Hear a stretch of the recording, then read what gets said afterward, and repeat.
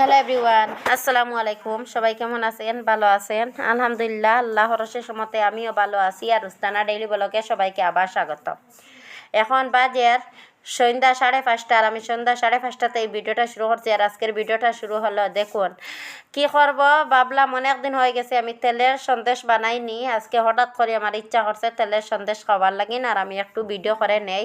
আর আপনারা দেখেন একটু আমি কীভাবে তেলের সন্দেশগুলা বানাই আর কি। এইভাবে তেলের সন্দেশগুলা বানাইলে আর কি অনেকগুলা তেলের সন্দেশ বানানি যায়, মানে খুব তাড়াহুড়া করে। আর সন্দেশগুলা দেখতে অনেক ভালো লাগে। আর এই যে দেখুন আমি ছোট্ট একটা কড়াই বসাইছি আর কি লাকড়ির চুলার উপরে। আর লাকড়ির চুলার উপরে বসাই আর কি একটু তেলও দিয়ে দিছি কড়াইটা গরম হওয়ার পরে। আর সাথে দেখবেন কিভাবে আমি সন্দেশগুলা বানাই। এইভাবে বানাইলে আর কি সন্দেশগুলা আর কি খাইতে অনেক স্বাদ। আর খুব তাড়াহুড়া সন্দেশগুলা হয়ে যায় আর কি, একটাও ছোটো বড় হয়নি, এক সমান হয়ে যায়। আর সন্দেশগুলা অনেক সুন্দর হয় আর কি। আর এই যে দেখুন আমি একটা স্টিলের আর কি ছোট্ট ডাকনি দিয়ে দিলাম আর কি। আর একটু তেলটা গরম হওয়ার ফতে আর কি। আর এই যে দেখুন আমার তেলটা গরম হয়ে গেছে।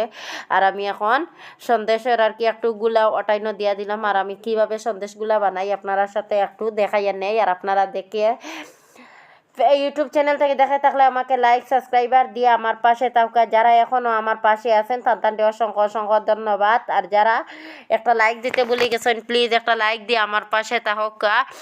আর এইভাবে বানিয়ে নিলে খুব তাড়াহুড়া করে আর কি সন্দেশটা হয়ে যায়। এই যে দেখুন আমার সন্দেশগুলো আর কি কেমন হইল আপনারা আমাকে কমেন্ট করে জানাইবেন। এই যে দেখুন স্টিলের আর কি ডাকনিটা আর কি একটু গরম হয়নি ভালো মতে।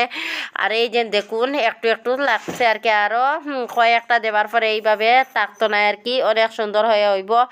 আর তেলটাইন আর কি আমি রিফাইন তেলের মধ্যে দিয়ে আর কি সন্দেশগুলো বানাইছি। এই যে দেখুন কীভাবে হয়ে গেল কতগুলো আর কি সন্দেশ আমি মানে 15 মিনিটে আর কি বানিয়ে নিছি। এই যে দেখুন সন্দেশগুলো আর কি অনেক সুন্দর হয়েছে। আজকে পর্যন্ত ইনলাম, বিদায়, আসসালামু আলাইকুম।